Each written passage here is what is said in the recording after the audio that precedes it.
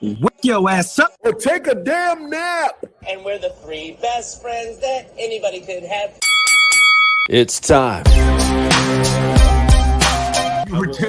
Sean, you were twerking. That's going to happen. Murph, don't be a dick all your life. It's one of the more fun podcasts I've ever done. Hey, I tell you what, if you're not talking about sports in the man cave, I bet not say you not a man. That's it.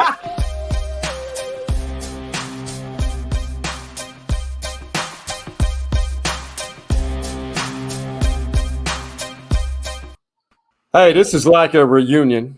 One guy that I've had a ton of fun with in the past. He was one of those coaches I just connected with in the Austin area. Mike Rosenthal. It's been a great decade in Austin, Texas. Now he's on the left coast with his a daughter, and he couldn't stay away from high school athletics. Now he's an AD in Cali. I guess share what the move that you made, and you did it for great reasons. But yeah, you couldn't stay away too long. No, and Charles Wright kind of brought me back in the picture a little bit, brought me down memory lane, which was pretty cool over the last couple of days. But yeah, so my son and I, it was actually after last football season. What was that? The 2021 season. I stepped down basically that Monday after our final game. He and I moved out to California to let him pursue his volleyball career. It's been probably the best thing that I could ever do for him. He went to Guatemala with the U.S. U19 team and won a gold. And as we speak, he's over in Turkey with the U19 beach team playing in the World Championships. So, man, he's living his best life. But really over the summer, everybody moved out here. So my oldest is a freshman in college. And then I've got a senior in high school, senior daughter playing volleyball out here. Our son's a junior. And then we have an 8th grade daughter. And my wife is still – back in Austin, keeping the roots with her volleyball team, Roots, or her volleyball club, Roots Volleyball. So she's kind of main hub down there and coming back and forth. But we're out here on the left coast. It's been a good transition for us. So I love it, and that was kind of like what I was going to ask you about, the volleyball dad. You had the opportunity to now. I guess talk about what life is like on the other side. I mean, there's never a great moment, but you know when to step away somewhat. I think it's incredible. I get more excitement, joy out of seeing my kids do their thing than I ever did when I was doing my thing. And that was one of the big things when I stopped playing in 2007. I had a good run. I was beat up. I was done, but I never wanted to be, hey, that guy used to play in the NFL, or that guy used to do this. Like I really, even back then, 2007, I just wanted to be my kid's dad. And I supported them in whatever they did, whether it was soccer, or whether it was, softball, baseball. Just kind of turned out that they all went to volleyball. But I love watching them do their thing. I love watching them play. And I'm kind of the dad. We were just at a match. They just won, big match. They won in 19-17. And I just kind of sit up there and I try and keep calm. I don't ever yell. I don't ever do anything. But I do like these little twitches, like little body contortions when the match gets close. But I fight it. But like I said, it is awesome watching them do their thing. And that's been my whole goal in life. Support my kids, let them do their thing, let them live their own dreams. Because, my dreams were mine. My dreams aren't theirs. So, that's phenomenal. Because I think high school athletics, college athletics, even NFL, people get in it because they love it, but at the same time, it becomes their identity. And that's with so many people, even outside of sports, people get so lured into what they do for a living is their identity. Yeah. And I think that the key is do what you love, but do some things away outside of what you do every day. And now you're living it. Even though you're employed by another school district in California, that's not who you are. And I think that's phenomenal. It's not. I think everybody, part of the reason to make this move was not only for our son, but for me. How often at 45 years old do you get an opportunity to jump in the deep end and come out to a place you're not used to, a land you're not used to, area you're not used to, and you got to survive, right? You got to find work, you got to find people, you have to build a home for your kids. So to me, like that was part of the coolest part of it. Like, man, I'm 45 years old. I was at Austin High for 12 years. We had a great time. What now? And just so happened, like my passion is kind of sports. It always has been. And even though I'm not on the sidelines, I'm an athletic director out here at Miracosta High School. The cool part is, like, tomorrow night we're gonna play West Torrance, and I'm gonna go to the game. I'm gonna be there. But then when those lights shut off, I don't have to worry about missed snap. I don't have to worry about missed block. I don't have to worry about anything that happened in the game. I can go home, enjoy my weekend, watch college football. Love it. Watch NFL on Sunday, and then show up on Monday and kind of get back to work. So that's been pretty neat for me to still be close enough to the game to help kids, but be away where I'm not just grinding like I used to. I'm relieved to hear that, man. You deserve it. Speaking of, do you know Kurt Hines, who's the coach? I follow him on Instagram.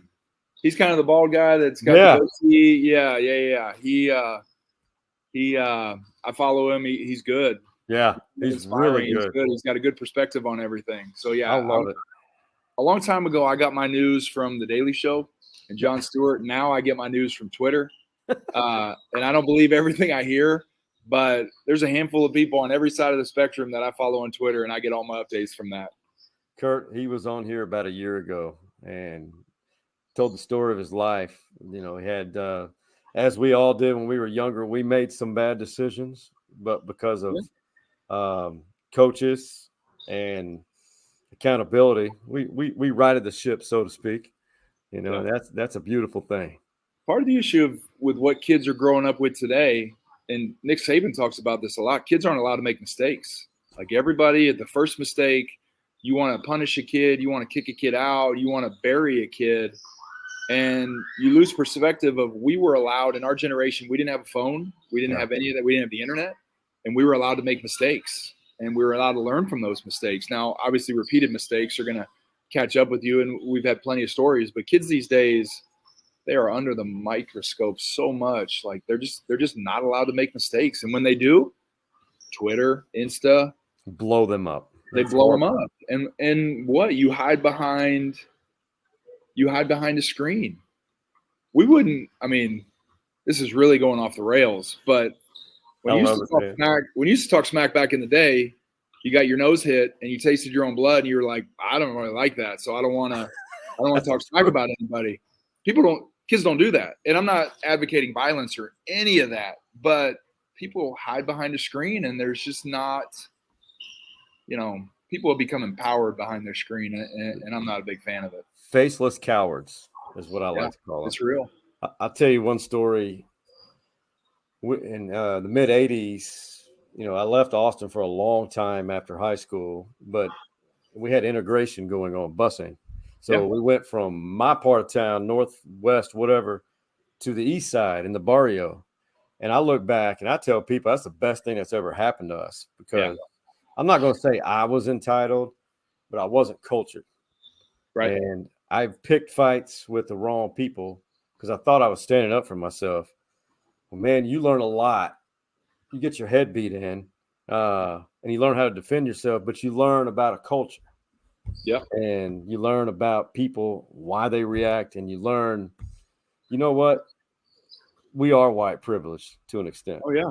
And I'm a huge advocate of that. You don't know it. So a lot of people don't know it. You got to empathize with other people. You got to learn about other people. And that the beauty of my life was sports did that for me. And sports brought me in front of people who I would have never met, from different cultures, from different parts of the country. And the game, coaches, all the way back when I was, 12, 13 years old, I remember these lessons to this day. And I wouldn't be anywhere without sports. It's taken me on the greatest ride of my life. But it also, I met amazing people along the way who taught me stuff that I would have never gotten if I had never gotten out of my comfort zone. That's well said. And I learned from people like you in that role. Those are my fathers. Yeah, for sure. I was raised by coaches.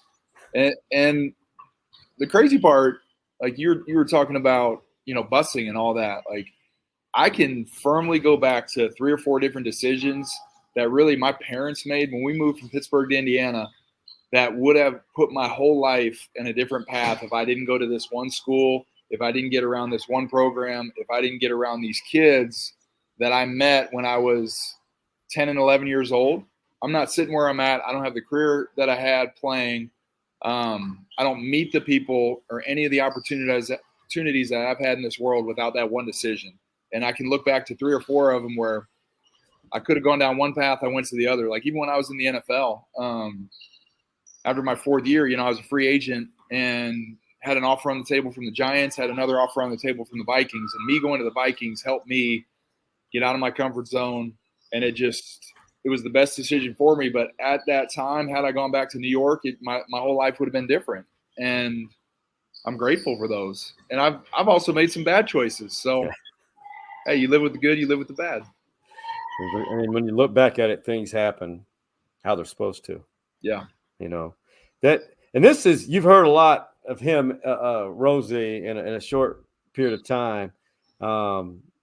Just a ton of experiences because of sports, and he jokingly threw out the concept of the twins concept. And this is something we're going to make a regular. We don't know how regular yet, but we're going to try to make it a series like we have with some other related podcasts. And I think just what would you like to accomplish through our twins concept? Well, what I love about this is I don't really get a chance to talk a whole lot about just life stuff, whether it's sports, whether it's life, whether it's something going on in the country. I just don't get a lot of opportunity because, we're so busy in our lives. So to me, this is super cool because I get to talk to somebody I really like. You said it in the intro, you and I have always bonded from the first time we met, and we've always had a good banter, and we can continue that. But to me, man, it's just kind of talking shop with the guy you like. You know what I'm saying? Where you can say stupid stuff and you can kind of talk back and forth. And the whole twins concept, my brother, like my oldest brother, he's 7 years older than me. He's 5'8", and I'm 6'7". Really? And so when you were talking to me and you're shooting the text out, and I'm like, man, that's us, like twins. One tall for whatever reason, because you were like, what are we going to call this thing? And I was like, twins. And wherever this thing goes, I just enjoy the conversation and talking about sports. And to be honest with you, we're going to get into Charles and kind of everything that he's going on at UT and, a little bit of his journey. But I've been out here almost 10 months, and I haven't thought about high school stories in a while and what we did at Austin High and just a lot of those memories. So the cool part about him having this opportunity is I've had a chance to talk to you and, quite frankly, go down memory lane. Yeah. And we don't do that enough, right? We get so caught up in the rat race and what we're doing in life. We don't look back and just ponder really good moments. And so to me, this whole week's been really cool to look back at fantastic moments and fantastic people. And yeah, we're going to continue to do it. I'm looking forward to it. And it's just life experiences and related to Charles Wright for people other parts of the country or other parts of Texas. Austin Independent School District is a district which is limited toward funding athletics, not by choice, but there's some decisions up top which could be a lot better. They have nothing to do with the athletic director. The athletic director basically is in a role. He does the best he can. But it's a property-rich area, which has a system called Robin Hood or recapture, which Austin gives, I think, has billed for $800 million. Yeah. That's $200 million more than Houston, $300 million more than Dallas, and they're in a deficit. And when Rosey said he was leaving, I knew they've lost plenty of good coaches because of this. Too many. And I've always stood beside what you represented. Yeah. And we fought the good fight for a long time, and there's still people fighting the good fight. Daniel Hunter fought the good fight, and Jeff Abels fights the good fight each and every day. Paul Fenner, they fight the good fight, and they do it for the kids, and they do it for the right reasons. As we talk about Bowie and we talk about LBJ, what those two good coaches are doing, phenomenal. And I always attribute it back to, like, if you don't water something, it dies. And if you're not going to fund something and you're not going to give facilities, it's going to die. And we fought the good fight for a long time, but you know, I had a higher calling. I had a different calling, but you want to tell you something? Because of the time change, I'll sit at our games on Friday night, and I'll go to Friday football fan stand or whatever that is. Yeah, look on the phone. And I'm clicking up 26-6A and what's going on, because it's part of me. I still go back to my high school. One of my good buddies, his son is the junior quarterback at my high school, and so he came out here. He was on business, and we sat, you know, for 2-3 hours, kind of rehashing old Penn High School highlights. But his son is the starting quarterback, and he's a junior, and they're having a pretty good year. So, man, that's what it's all about. I remember when I was a player, looking to the sidelines, looking to the stands, or having people come and talk to you, people who stood in your shoes and did it, and then they moved on to successful lives. But, you know, there's a lot of people fighting the good fight back there. And I love them all because they're – even the one guy you got to meet, that new Anderson coach, Hatcher. I heard he's pretty good. They're in the press box.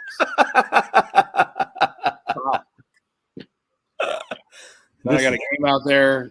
It's getting to dusk. They got no lights. And Dad's over here like, how do you turn on the lights? Do they not know that we're having a podcast here? Come on, people. This is big time. This is the man cave. I mean, seriously. So one guy, you alluded to him, Charles Wright, good human being. And he was a great Austin High quarterback, originally committed to Iowa State, but his dream school, you know, gave him an opportunity.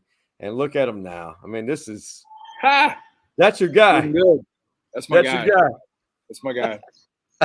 And the cool part about his story is, you know, he's a redshirt freshman. Like, he's barely on campus. He's barely gotten time to develop. But what he's done is he's avoided all the noise. He hadn't listened to all the noise, and he just keeps working. And I'm not kidding. I'm watching that Alabama game, Alabama-Texas on Saturday. And I had to leave town, so I watched the first half, and Ewers goes down, and I'm like, oh, my God, like, he's now one ankle sprain away from just one, like fingernail, hand, you know, whatever, being in the game.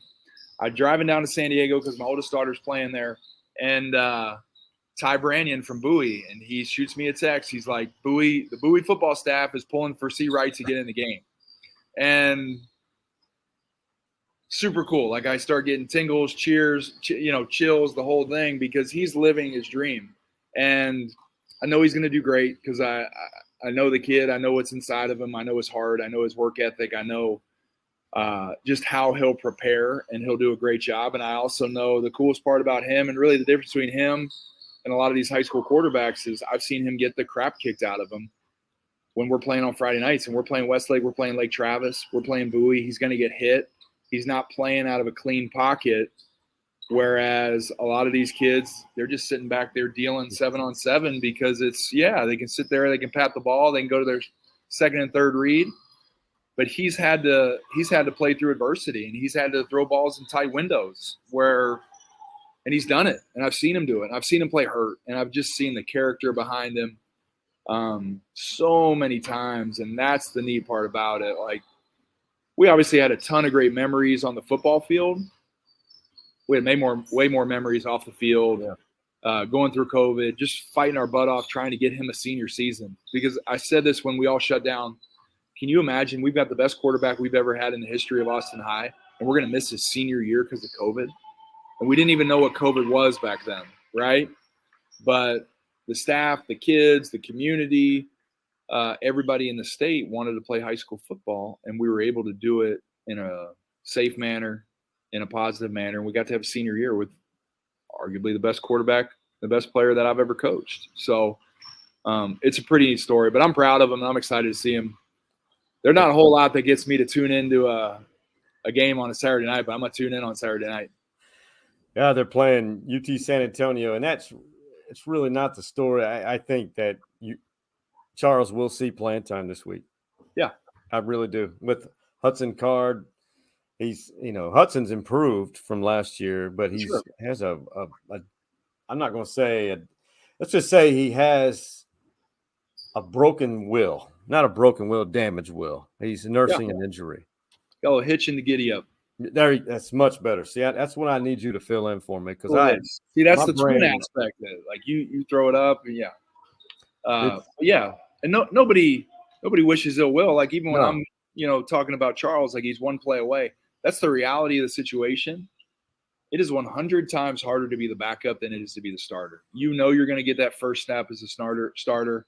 You know you're going to prepare, and when you're a backup, you got to be prepared in any waking moment with your helmet on to go in there. You got to be warm. You got to be loose. And guess what? You got to perform because if you don't, that may be your last opportunity.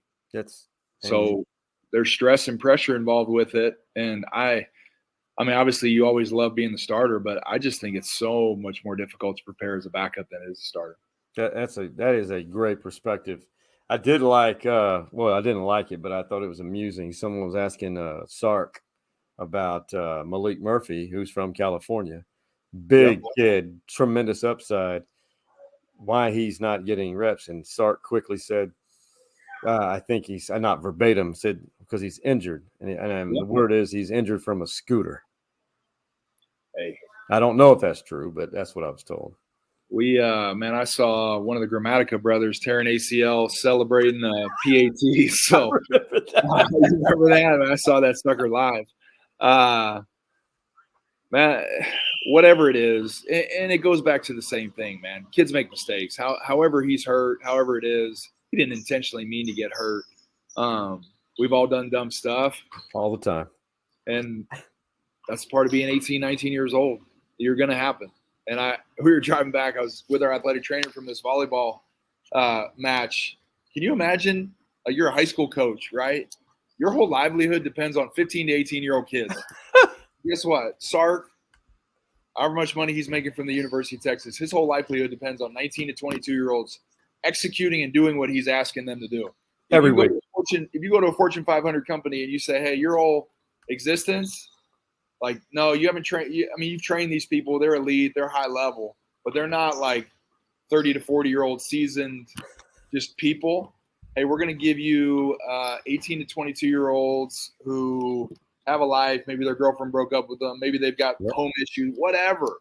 There's so many different factors that go into performance. And, I'm kind of rambling here, but that's kind of the beauty of like what Alabama does and Nick Saban. And he just talks about being in the moment and you're getting the best out of it. We want your best version of yourself that day.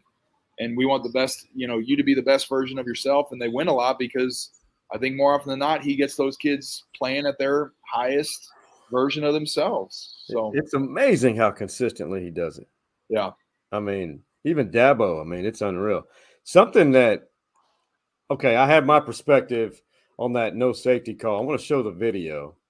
And there's two different angles here. All I'm going to say is it's an athletic quarterback, how everything just literally didn't fall Texas way on this call. Here we go. Check this out. Steps up, and he's sacked. It's a safety. That's a safety. Personal foul, roughing the passer with targeting, number 0, defense, 15. So you played O-line at the highest level. What do you see there? You want my I've lost a lot of games over bad calls. And when you were pulling it up, we can talk about the no safety call versus Bama all we want. Guess what? The referees called what they called. And was it one play that won or lost the game? No. There were multiple plays. You convert third downs. I've always been against kind of the we would have, what if. The bottom line is the guy in the black and white stripes called it one way. And that it wasn't the right call. But it was the call that was made. So we can look back, and I'll be honest with you, if the University of Texas looks back at that Alabama game and for too long they say, well, what if, then UTSA trips them up. The biggest problem is, I think, in college football is you got to take what you just went through and focus on the next week, and you almost have to do it immediately. Good or bad, right? You win or lose, good or bad, you got to focus on the next week. And that's why everyone's most important. So, I feel bad for him, but it is what it is. right? You got to move on. You got to move on. And I'm sure Sark said it this week. I haven't really paid a whole lot of attention to it, but there really aren't a whole lot of moral victories. And you want to play well, and they are playing well, right? They really are. But you want to play just like what he's trying to emulate Alabama. You want to play consistently each and every week. And if they come back after a heartbreaking loss at home and they put it on UTSA, then you're like, oh, this group's got it. Like, they're listening to coaching. They're listening to what they need to do. They're listening and really preparing each week the same. So I don't know. As an O-lineman, I can't believe the guy let him in there that quickly. I mean, he looked like he went through a double team. Yeah, they're playing well up front. So it's about kind time. of fun to watch. It's coming together. So I'm not the typical guy with the media pass that stirs up storylines, but I had circled on this because I think Jeff Traylor's a great coach. He is. Coach at Texas, high school football coaching legend. We had him on early this summer because he was the co-cover boy of Dave Campbell's Texas football. It's big time. Oh, so we asked him about September 17th, and he's like, oh, my God, you're going to bring that up already? But I kind of edited it down. I just wanted to show you this one clip of it. Just, you guys are all close coaching fraternity, and you kind of he's just a good old boy, a Texas guy, just a good human being. And this is what he said about this game. September 17th will be a special day in all seriousness, just because it's the flagship place in the country, right? And the advantages y'all have, and it's just such an incredible place. And, we hope to be that one day. We don't have that NIL money. We don't have those facilities. We're very proud of what we have. We're very proud of our NIL deals. We're very proud of the Alamo Dome. But we understand that there'll be no one in the country picking us that day. And it'll be a tremendous honor to come back and play in a place that, it didn't end great for me there, but it met so many special people and such a unique university that there's no doubt it'll be a special moment when we enter back in there. That's going to be fun. And, hey, you connected with Harge and I. That was a great part of it, No doubt. I made two friends for sure. Two friends for sure. You always go, and you're going to definitely keep those two friends, Coach. I appreciate that. I just hope Bijan is nice to me, too. See, that's the truth, but he's giving you the old okie doke. Yeah. Yep. He's giving you the Muhammad Ali sitting on the ropes. And the other thing he's telling those kids this week, that UT didn't want you. As hard as that is, UT didn't want you. And I still firmly believe, everybody in that state wants to go to either UT or A&M. Like, they just do. And when you go to UTSA, you go to TCU, whether you go to SMU, whatever it is, and you get an opportunity to play the people that passed you up, and I guarantee you that corner knows every receiver and knows every corner that they took over him, and he wants to make a name for himself. It's just the truth. Against the flagship school in the state, whether it's A&M, whether it's UT, it's those two are the top dogs. They want to put it on him, and they want to make a name for himself, and they want to talk smack on the field, saying, you didn't want me, but here I am punking you on our field, punking you on your field on Saturday night. You know what I'm saying? So those kids are going to be fired up. That's why I kind of circled it, because he's got it going a little bit down there. He does.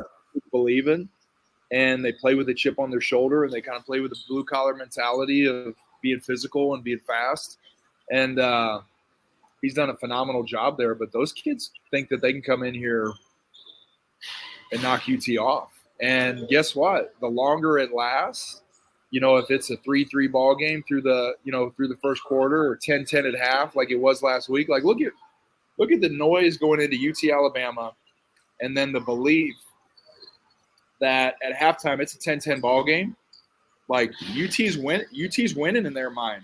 Like they really are. They went toe to toe.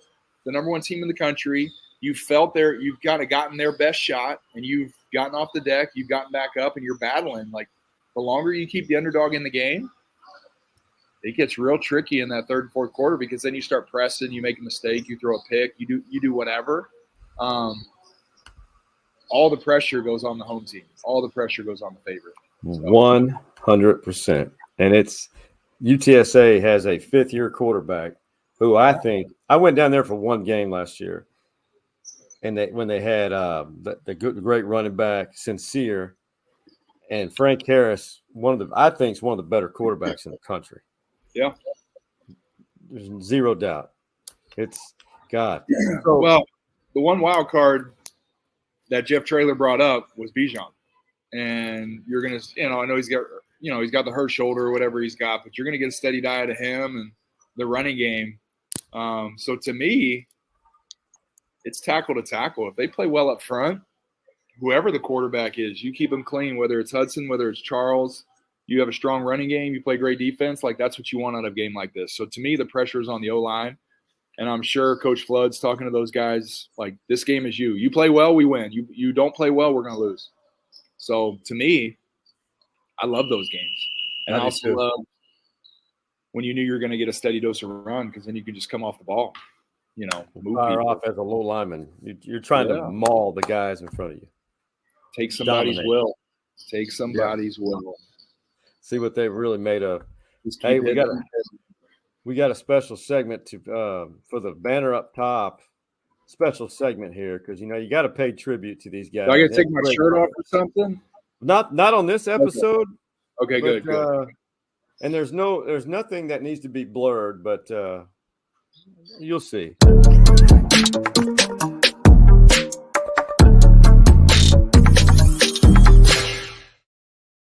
So I have to ask, Rosie, are you a Manscape.com product user? Yes, sir, I am. Yes. That's what I know all about it. See? It's a good product. It is a great product. All the what is it, the Lawnmower 4.0. Yeah. Everything. This is the latest and greatest, though. I love it because you can travel with it. Yeah. It's do you have this one, the Ultra Smooth package? I don't. I'm old school. It looks like I got to upgrade now that I got a 20% off promo code at the bottom. Exactly. And it's the crop exfoliator. Oh, nice. Gentle exfoliant for, the growing area. You got to be cautious with that area. Yeah, for sure. You got to take care of it. Then the clear growing shaving gel. But here's my favorite. Size is not everything. Okay. This little fellow right here. Okay. If you're on the road, you don't want to pack all those tools all the time. No. Little razor, it gets after it. I love it. And this nose hairs gets all that too, right? Yeah. There you go. I'm quite I'm just like you. I thought it was just going to be a partnership, sponsorship deal. I actually love the products. I think it's a lifestyle. It's a lifestyle. It is. Yeah. It really is. And I'm love that we made it through this with a straight face. Man, if you can't have fun in life, there's no part in living it. 100%. And if you can't laugh at yourself and you can't have fun with any of this stuff, like life, that's probably my big pet peeve. You take yourself too seriously, you are not a friend of mine. You're just not. Life is not fun, and you I can't stand to be around complainers because it removes my energy. Yeah. It's the old John Gordon energy vampire. Just sucks it right out of you. It's a great comparison. That guy, everyone needs little John Gordon in their lives. They do. And just follow him on Twitter. I think you just need like a little saying, a little whatever to get you through your tough times. Like if you're feeling down, whatever pops you out of your funk, that's what you need to get going. That's what you need to have in your head, between your ears. Something's got to pop you out of your funk because we all get in funks, right? All of us. Something's got to pop you out of that funk.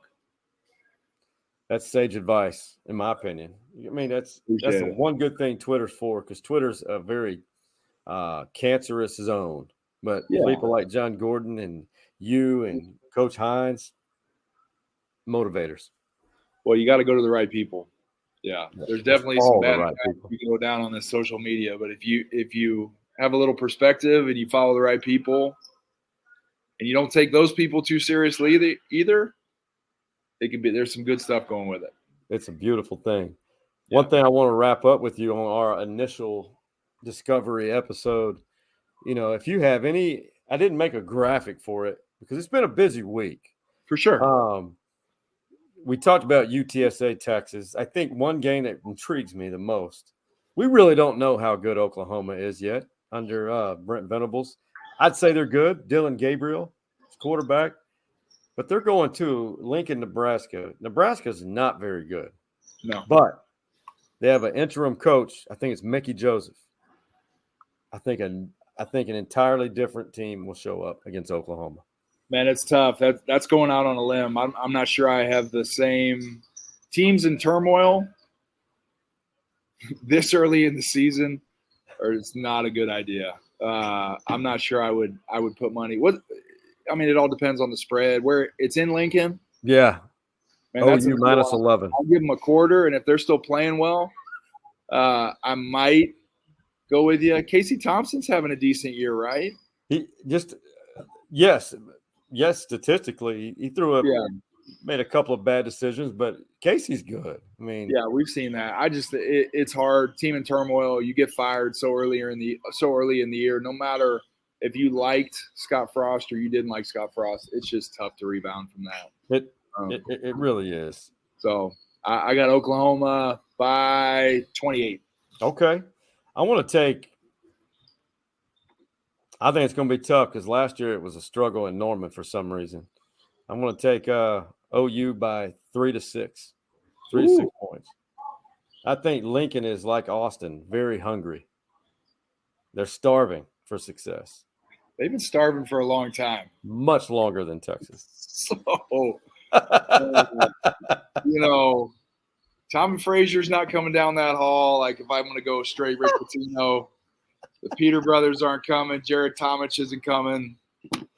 All those great linemen, Zadichka, Aaron Taylor, they're not coming back. So I'm not saying whatever the OU's little thing is. I'm not going down that route yet, but I'm gonna go with OU. I like Venables. I love Venables. Love him. When I was up there, we'd ask him a question. He'd give you a 5-minute response. Yeah. Imagine trying to edit that. Well, and it's at 100 miles an hour too. Yes. You know what I mean? So like that 5 minutes for him is probably like 10 to 15 with the rest of us. Yeah. He offers you a lot. Yeah. A lot. So I like Joey McGuire, who took over at Texas Tech. Yeah. Texas high school coach. I'm still not sold on NC State, but they're playing in Raleigh. Texas Tech, NC State. I think I'm going to pick Texas Tech. I don't know. It's NC State's favored by 10. Games in Raleigh. Yeah. I got NC State. NC State. For the sheer sake of my boy Levi Jones, graduate of NC State. I don't even know if I can claim that since the two, Zay and Caleb graduated from Austin High, but yeah, Levi went across the river. Westlake. You said it. I did. I did. I'm gonna go with North Carolina State.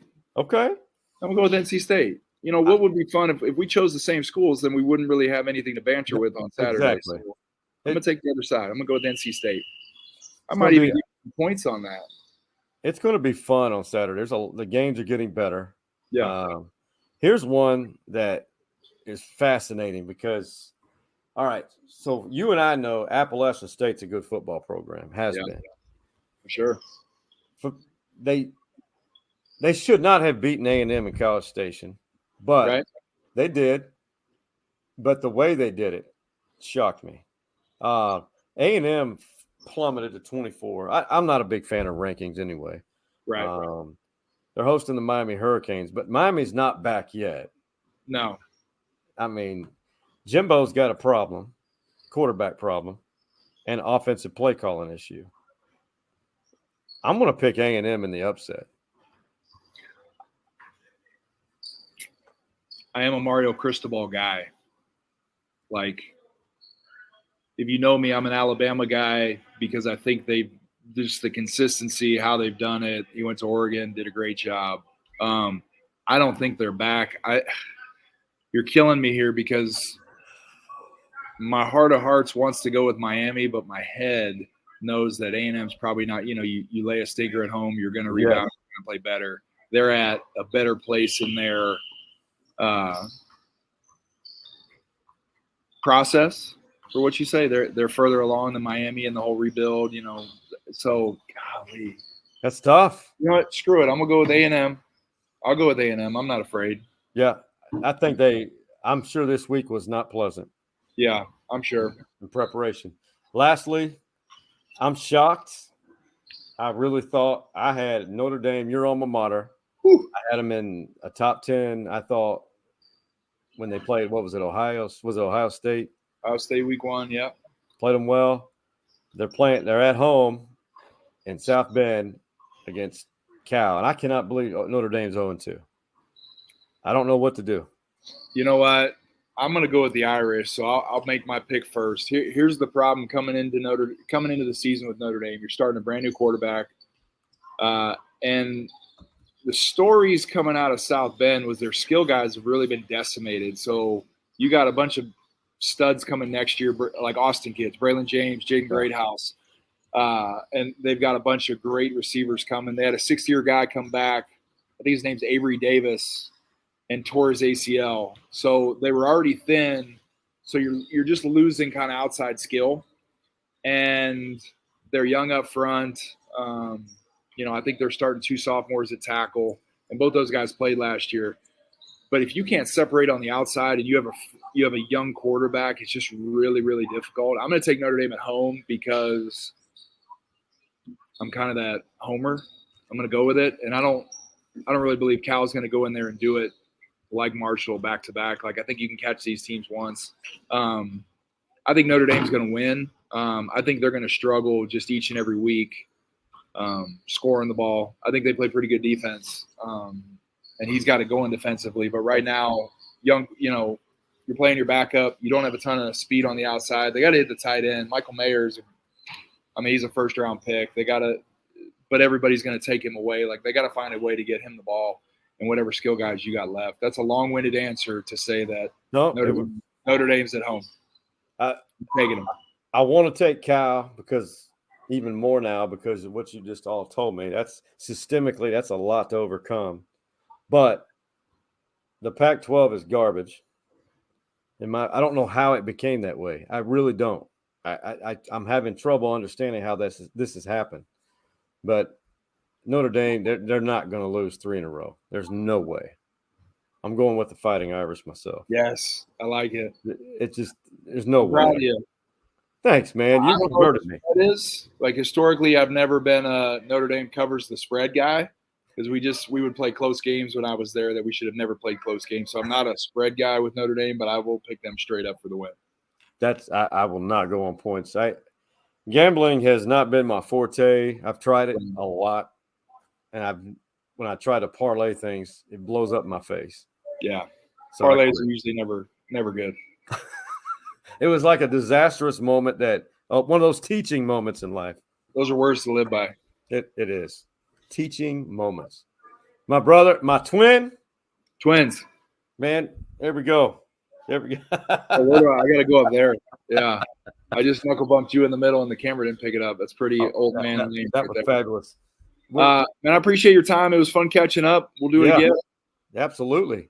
And for the Mike Rosenthal, just call him Rosie. And for the OG Manscape boys, Big Mike, Coach Mo, and Hardball Harge, we out.